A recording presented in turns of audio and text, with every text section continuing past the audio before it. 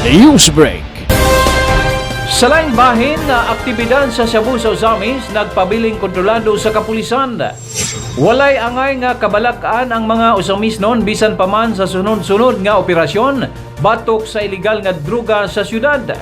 Giangkon ni Ozamis City PNP Officer in Charge Police Major Dinistano nga ang mga nahitabong drug bypass operation sa City PNP o sa uban pang mga unit sa kapulisan tipik og bahin lang kadto sa pugosong intensyon sa mga nagnegosyo sa maong matang sa iligal.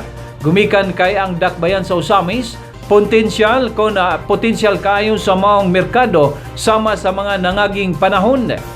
Apan gumikan sa hugot nga monitoring sa kapulisan o sa mainitong suporta sa katawhan, nababagan og sayo ang ilang dili maayong intensyon.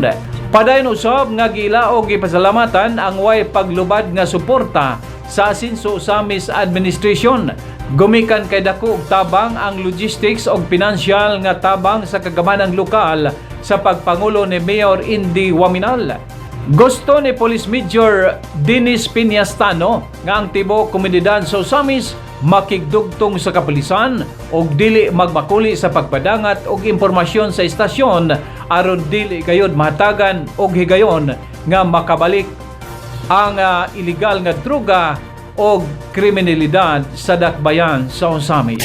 Ang Ozamis City manggod kaniadto is nahimo mo ni siyang hub sa illegal drugs. So naadiri ang potential gyud nga market, naadiri ang potential nga business kay nasulayan naman ni kaniadto. So mao ni karon ang nahimo nga approach nga gusto balikan.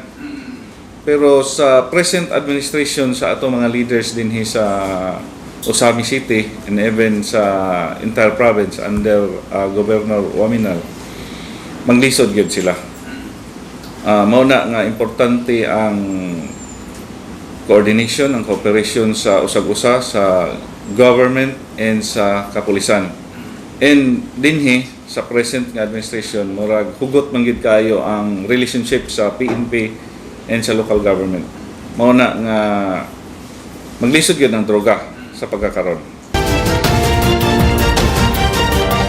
One TV Newsbreak.